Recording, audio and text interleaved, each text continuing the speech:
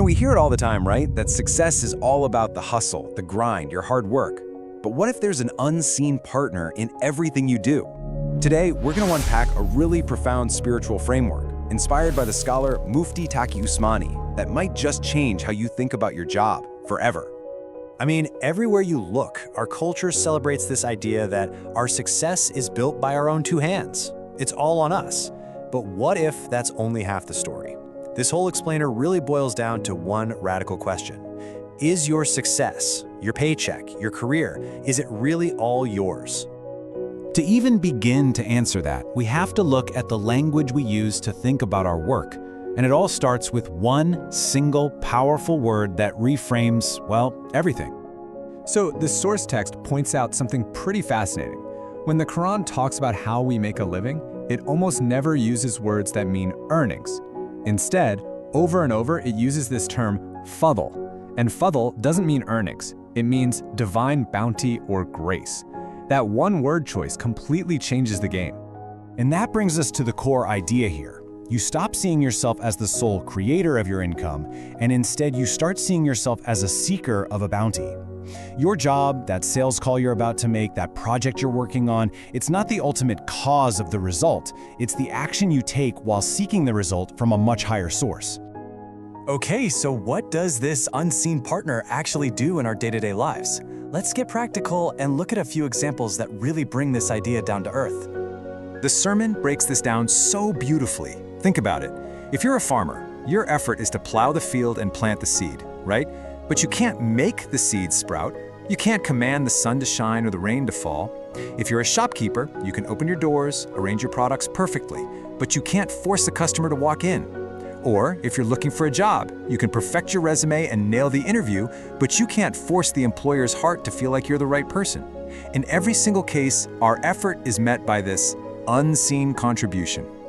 But then it goes even deeper, because where did the strength in your hands to even plant that seed come from? Or the clever idea in the customer's mind that made them think, hey, I should stop by that shop today.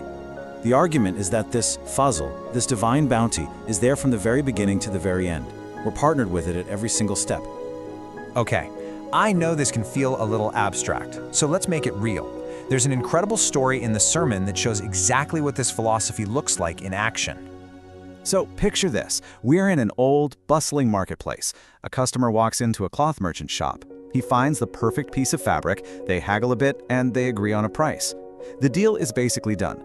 All that's left is to cut the cloth and pay.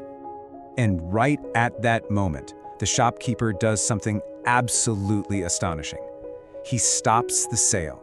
He points across the way to his neighbor's shop and says, "You'll find the same cloth there, for the same price. Please, go buy from him. I've had a few sales today, but he's had no customers all morning." Now, this is so much more than just being a nice guy. This is a real-life demonstration of believing in fazl. That merchant was so deeply certain that his livelihood and his neighbor's livelihood came from the exact same single source. In his mind, he wasn't losing a customer, he was just helping redirect a piece of that divine bounty, trusting that the ultimate provider is one. And that amazing story highlights a really critical distinction that the sermon makes. It's the difference between just believing something in your head and truly living it, moment by moment. The sermon uses two concepts to explain this. First, there's Sharia, or the law. This is the intellectual belief. Most people of faith would say, yes, of course, God is the provider. But then there's Tariqat, the path, and that's about cultivating a constant, active, moment-to-moment awareness of that reality.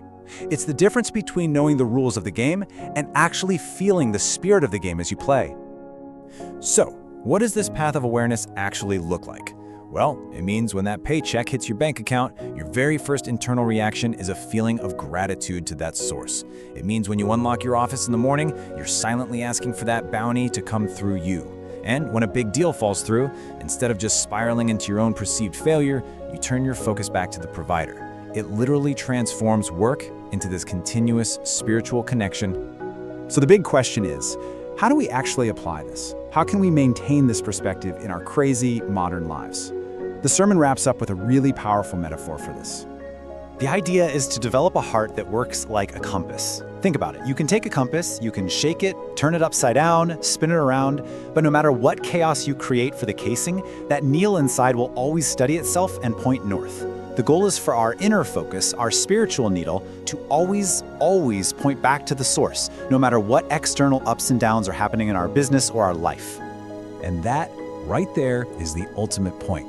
This isn't about becoming lazy or passive. No, you still have to get up and plant the seed, you still have to do the work, but this mindset changes the entire experience of work. It replaces that constant gnawing anxiety of, I have to make this happen, with the quiet confidence of, I'm going to do my part and trust that the outcome is a bounty from a source beyond me. So I'll just leave you with this final thought to reflect on. If you walked into work tomorrow, not to just earn a salary, but to actively seek a divine bounty, what would change? How would you treat your tasks, your colleagues, your successes, and your failures differently? It's a powerful shift, and it might just change everything.